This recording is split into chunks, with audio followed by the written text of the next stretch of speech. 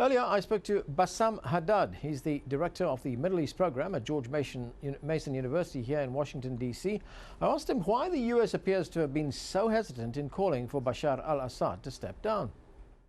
Well, first of all, I just want to affirm that based on its record, the United States is probably not qualified to intervene on behalf of democracy in the region.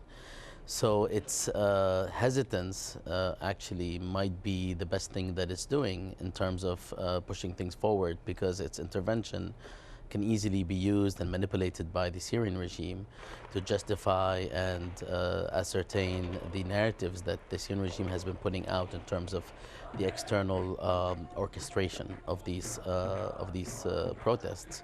Okay, why do you think that the United States is not qualified? The United States is not qualified to intervene from a moral perspective, not from a political perspective, of course, but from a moral perspective. Over the past several decades, it has been not on the side of democracy, but it has been on the side of, for the most part, of Arab dictatorships and regimes that have violated human rights, like Israel, in a manner that went beyond all proportions. So that is not a puzzle in terms of the United States qualifications for supporting democracy in the region. It did not intervene to support democracy and protests in Yemen and Bahrain, and it also should not do so in the case of Syria. But of course, politics would have it that the United States is not on the side of the Syrian regime and hasn't been. Let me ask you this. You did say that whatever intervention the United States gets involved in Syria could be manipulated over there. But let's look at one other factor. Is Syria strategically important to the United States?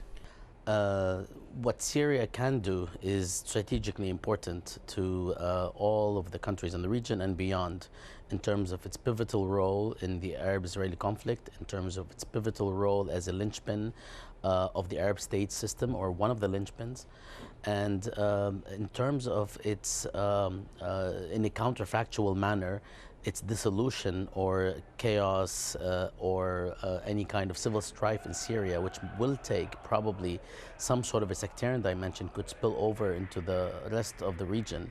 And that is something that even the Arab regimes are quite weary about, and that is why everyone treads lightly in terms of pushing for, say, a violent or a sudden regime change, because the alternative is unknown.